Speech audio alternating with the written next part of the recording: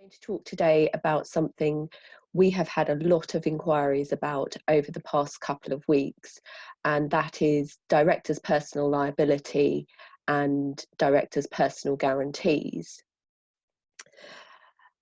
I would love to be able to give you all of the answers today. The problem with personal guarantees or guarantees of any sort is that they're normally individually drafted and each one will turn on their own particular facts. So what I'm going to do today is just go through a few things that you should be aware of, and what you should do if you are a director or you're acting for a director who has been called upon to pay a sum of money under a personal guarantee. First of all, what is a personal guarantee? Essentially, it's where a director guarantees the liabilities of the company.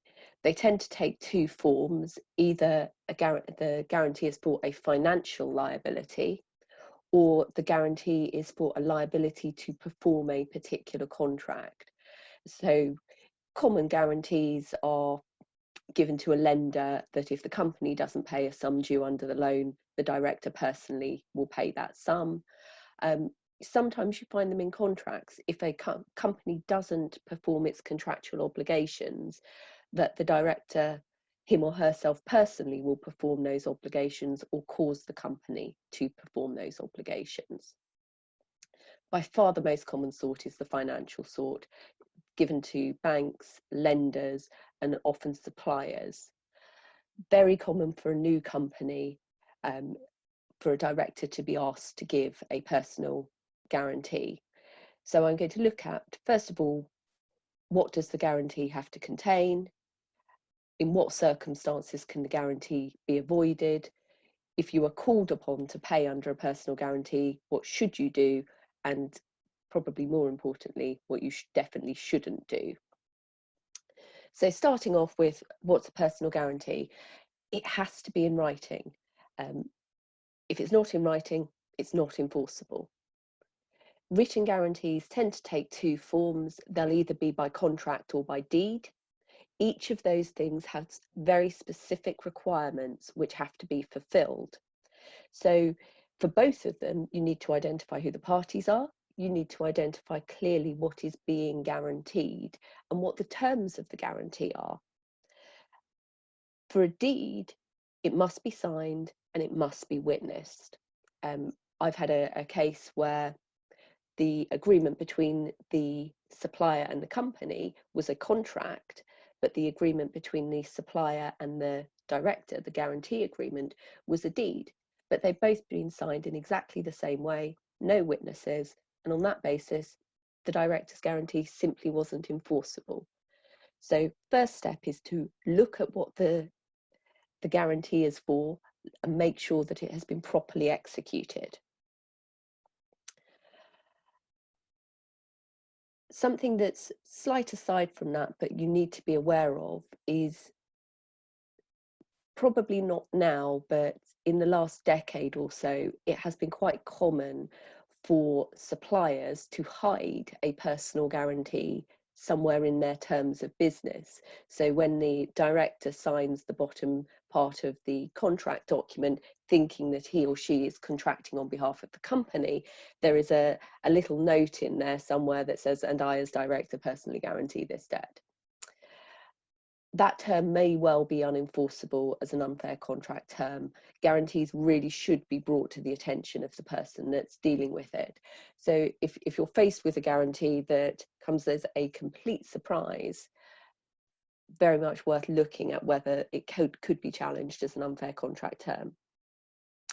So if you've got to the point where there's a guarantee, you're satisfied that it has been properly executed, it fulfills all of the requirements, we need to look at, is it enforceable on these particular facts?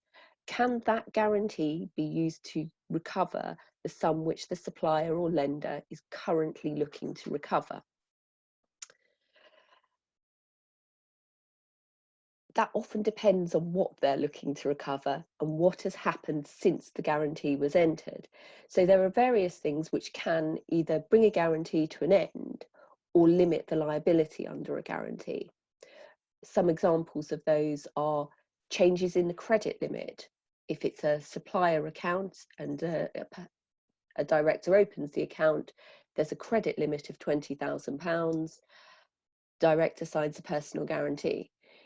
If over the course of trading that credit limit is extended to £100,000, we would have to look at the precise drafting of the guarantee to see whether the credit limit extension had extinguished the guarantee, whether the guarantee was limited to £20,000, or whether the guarantee was a proper all monies guarantee and actually extended as the credit limit extended. Other things which can either limit or void the guarantee: change in repayment terms, that the original sum is discharged. If the guarantee is only in respect of the original sum, once that sum has been discharged, for example, on a loan, if a new loan is taken out, or if you also have a second loan with that lender, does the guarantee cover that? A lot of it comes down to the drafting of the guarantee, but these are points that you need to look at very carefully. The other most common thing that brings guarantee to an end is where the company provides its own security. At the outset, a director might have guaranteed a sum, an overdraft, for example. But perhaps as that overdraft is extended, the lender will look for a better form of security, and that might be offered by the company itself in the form of security over property which it owns. That might extinguish the director's liability under a director's personal guarantee. The next step is, has the person seeking to rely on the guarantee done everything that they need to do in order to be able to enforce it? There are certain guarantees which can only be enforced within certain time limits. Some of those are statutory, others will depend on what the guarantee document says. Some guarantees say that the director will only be required to pay if the company does not. But that's a difficult definition. What does not mean? Does it mean the company doesn't pay within the credit terms, or the company doesn't pay when a formal demand is served? Or does the lender actually have to take the company all the way through the court process and obtain a judgment which isn't paid? Again, often turns on the specific facts in the guarantee and how that provision is drafted. But you need to look carefully at, is this actually enforceable? So if you are in circumstances where you're contacted by a lender or a supplier and reminded of your liabilities under a personal guarantee, or indeed asked to make a payment under a personal guarantee, what should you do? First thing is, ask that lender or supplier to provide you with a copy of the guarantee. Then prepare a history of that account. Have the original sums been discharged? Have credit limits been changed? Has security been provided? All of those things. Then take advice.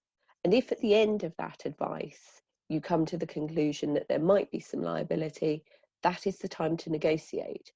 Because for everything I've said up until this point, you'll see that there is real potential for challenging guarantees. They're never certain. So there is always an opportunity to negotiate with the person that's calling on you to pay money. The reason that I've said ask the lender or the supplier for a copy of the guarantee is, I've been involved in a case where a letter before action was sent to a client, terms of the guarantee were explained, but no copy was provided.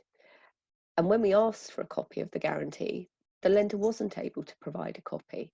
And the reason that the lender wasn't able to provide a copy is that when they digitised all of their old paperwork, people simply ticked a box on a screen to say that there is a personal guarantee, but the guarantees themselves were destroyed. Once we pointed that out to the lender, they really had no grounds to proceed, and the director in that case wasn't asked to pay anything. On to the what you shouldn't do. It's so tempting, if you've been notified of your liability under a personal guarantee, for you to cause the company to discharge that debt in preference to others. We see it so often that where a director knows they're guaranteed liabilities to the bank, they favour the bank when it comes to paying people because they want to run down what they are due to pay personally. That is absolutely the wrong thing to do. You may have seen some reports in the press about the wrongful trading provisions being suspended during the coronavirus period. That's absolutely right. But in a situation where a company becomes insolvent, there is a debt outstanding to a lender, and that debt has been personally guaranteed, the insolvency practitioner will look at, has the company tried to pay down that debt in preference to others? And whilst that could be wrongful trading, it probably isn't. It comes within other provisions in the Insolvency Act, most typically the misfeasance provisions, and there's no suspension of those provisions. So if a director deliberately pays off or causes a company to pay off an organisation to reduce their own debt, an insolvency practitioner will pursue them for misfeasance. Ultimately, it will mean you end up paying back more.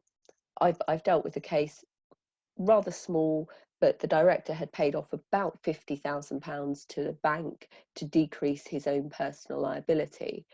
By the time that company had been wound up, the insolvency practitioners had been appointed, they had looked at everything, their fees were payable. The director ended up paying back almost £100,000. It's simply not worth taking that risk. If the company is in difficulty, you need to speak with an insolvency practitioner and follow the guidance that they give you about who to pay.